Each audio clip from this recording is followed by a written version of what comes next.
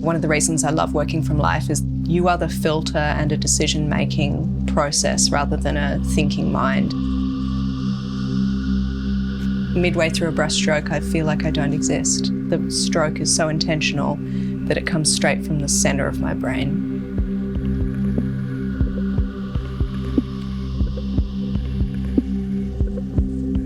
I'm a painter because I love paint. There is something very special about oil paint in particular that just has a living surface, the crystalline pigment, the way in which it applies in many different ways. The luminosity of an oil painting has just always been my favourite thing. I'm classically trained. As a realist painter, it is all about control of materials and communicating exactly what my eyes see. I need to turn that a little bit more intensely. Intercept is a show that I've been working on for many years. It's an explosion of the painting process. I have 3 palettes out in front of me and I'm painting things from around the room. The walls, the model, the people that come in, the paintings that I make themselves. It's a recursive view of the room. And while I'm painting, visitors are invited to interact by changing my palette.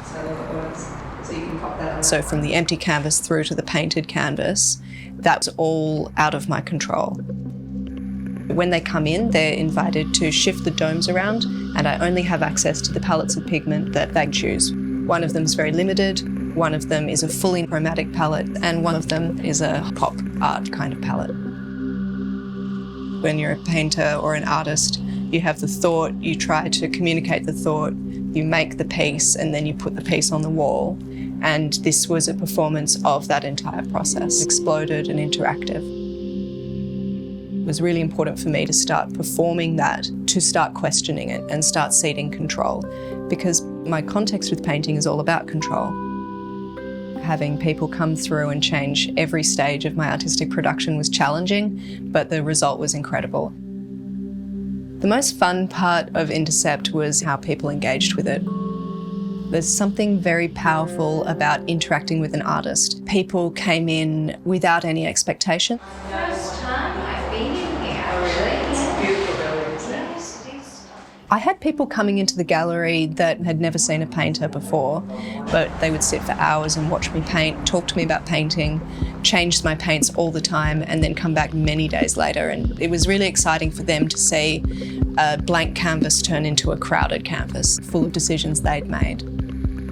When people fully engaged with how much they could manipulate what I'm doing, that was the most fun it got. People were often shocked at how quickly I painted or how slowly I painted. There was positive and negative reactions. There were people coming back to claim ownership again and again. It was an amazing array of responses.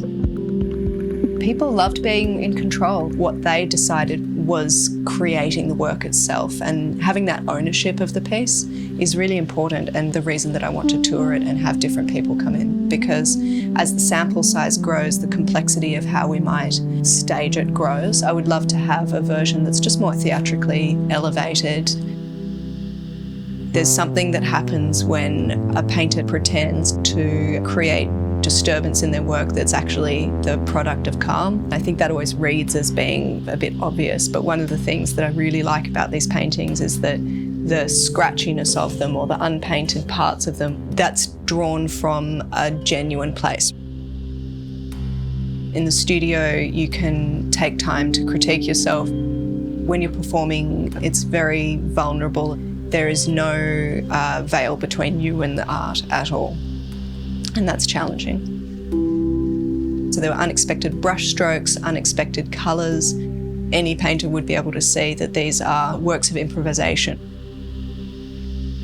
I'm really proud of the quality. The quality of painting is exceptional, and I think that bringing that element of highly trained painting into performance art and the reactivity of the way that the audience involves themselves, there's nothing like that in the world, and it's really important to me to keep growing this.